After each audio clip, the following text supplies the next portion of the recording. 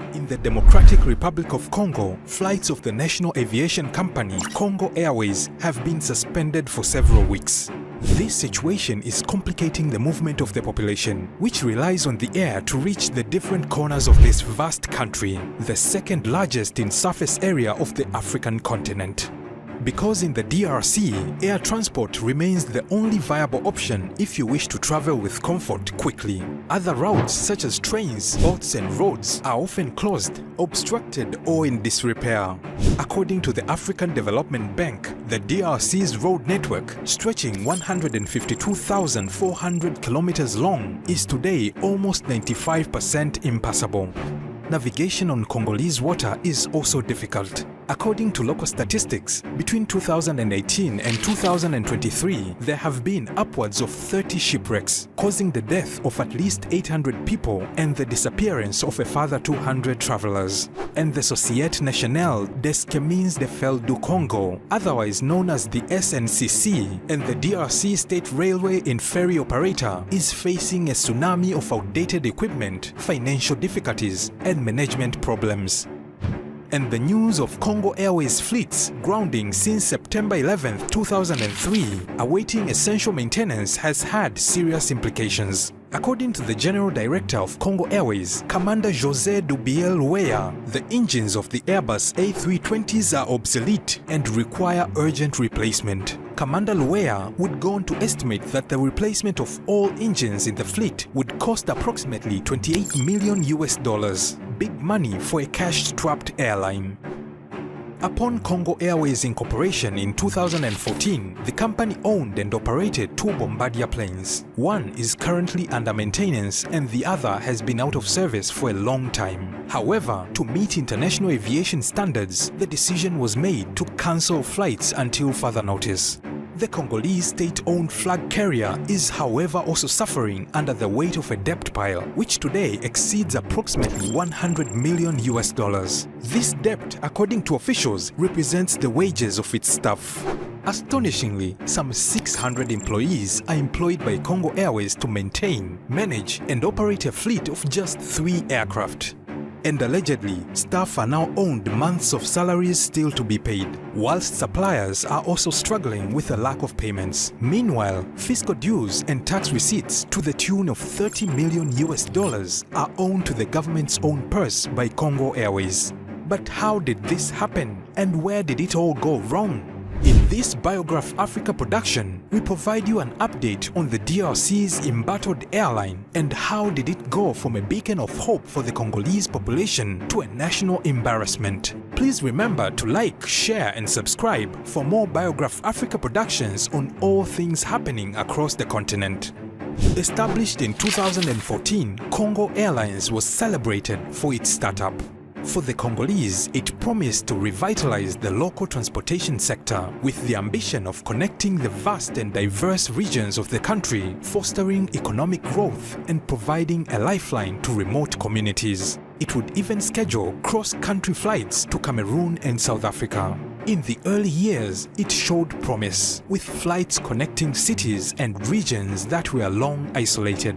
However, the dream was short-lived. Soon enough, safety concerns, inadequate maintenance, and financial troubles blighted the company. A nightmare for its reputation. Flights were often delayed or cancelled, leaving passengers stranded and frustrated. Reports of corruption and mismanagement within the airline also became increasingly common. Indeed, the Democratic Republic of Congo was the holder of a rather unwanted moniker after being named as one of the first very few countries that received a blanket ban on all air carriers accredited when the European Air Safety List was published. Congo Airways would be added to that list in 2015 after going airborne, with officials citing the fact most aircraft in DRC were previously used during the Civil War and converted to passenger from cargo aircraft, and thus failing to meet international safety standards as a key contributor. The in-country aviation safety practices were also found to be wholly lacking, and although the DRC's share of global air traffic accidents is less than 0.3% in 2023, it has accounted for more than 4% of total aviation accidents since 2010. For its part, Congo Airways had initially acquired old passenger aircraft from the defunct Alitalia Airline of Italy. However, by December 2019, President Felix Tshisekedi of the DRC had promised to buy 8 brand new planes to modernize the Congo Airways fleet and expand routes, though this promise was never delivered. And as the airline limped on over the years following and suffered further still from enforced COVID flight cancellations, the debt ballooned to a point where flights were increasingly no longer commercially viable. But the DRC government believed it had potentially found a white knight in the spring of 2023.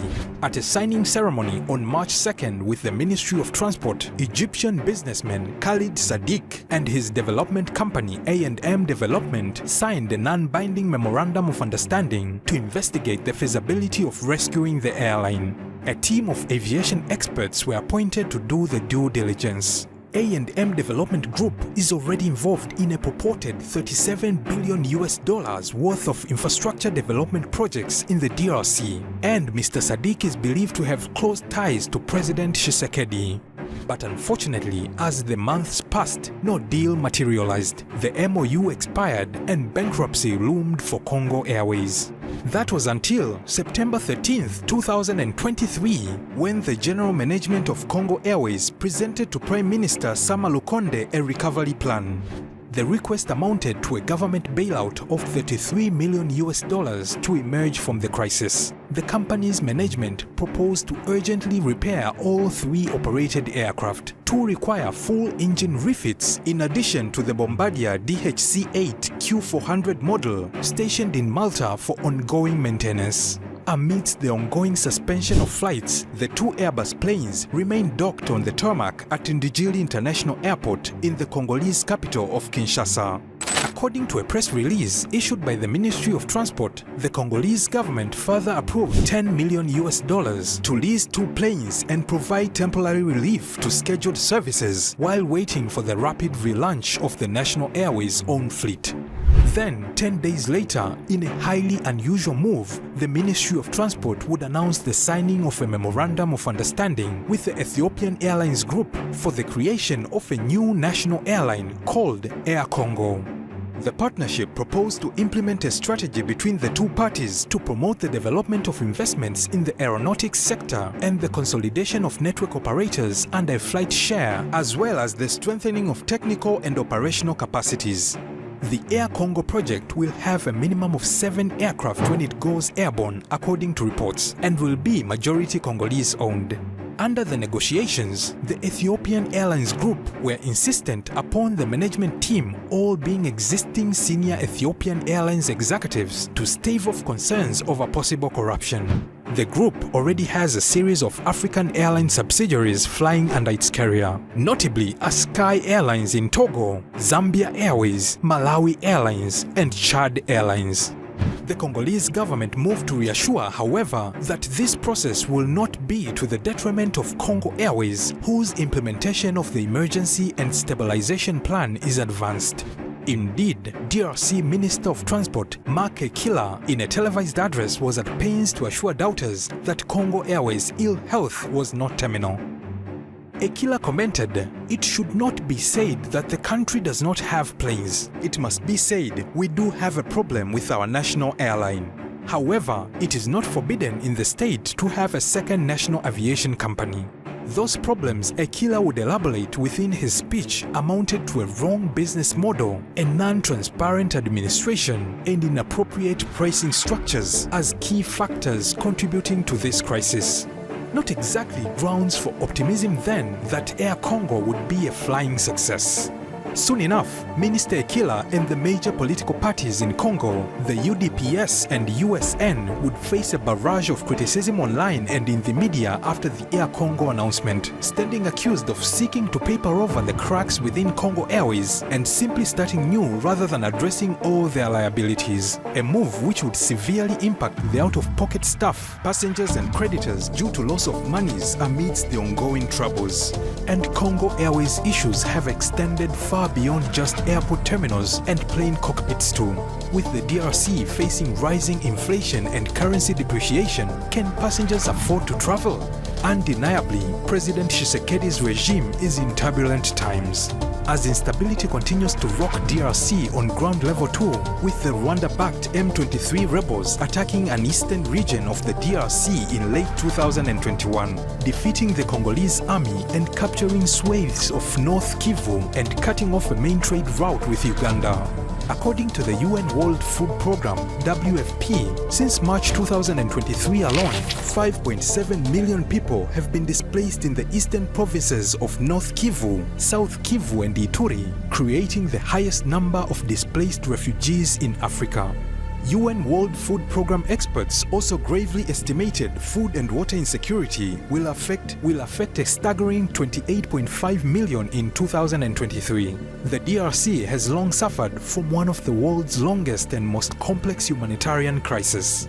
Meanwhile, some media analysts believe the recent announcements on Congo Airways have a more sinister underbelly. With in-country elections scheduled in December 2023, several candidates without the financial muscle of the incumbent regime face a serious mobility problem on the campaign trail. As WFP spokesperson for Southern Africa, Thomson Phiri told journalists in Geneva, "We need investment in all facets of life in the DRC, infrastructure, basic services, and most importantly, we need peace." But is investing even more money in Congo Airways, which has a very heavy liability, without a deep restructuring just a waste of money? Let us know what you think in the comments. It remains to be seen if Congo Airways will take to the skies again. But as the DRC faces economic headwinds, essential services need to resume soon. To President Tshisekedi and his ministerial colleagues, the message of the DRC people is clear. Will the response be fight or flight? Thanks for watching Biograph Africa, brought to you for the 54.